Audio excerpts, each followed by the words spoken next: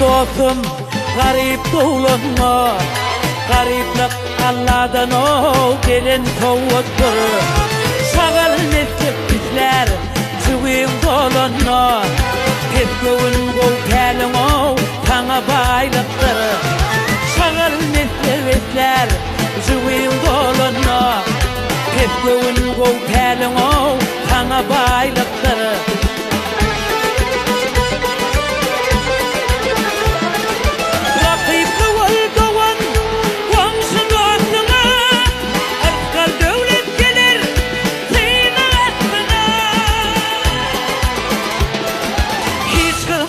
Dostum, gövhırdasına ene ata çağı hov, tana baylıktır.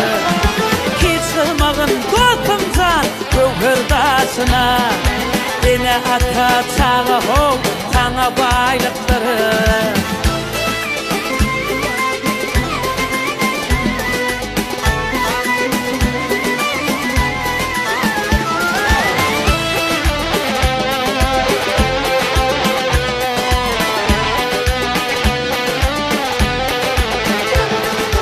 Olsun pin garip bir dostum olsun.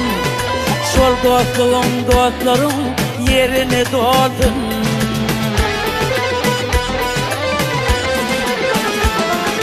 3 milyon toy edende ayakta dursun.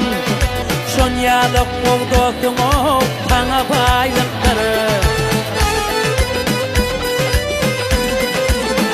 Ey 3 milyon toy edende ayakta dursun. Şon yalık ol dostum o tana baylıktır. Tepkövün gol telin o tana baylıktır. Ene ata çağı o tana baylıktır.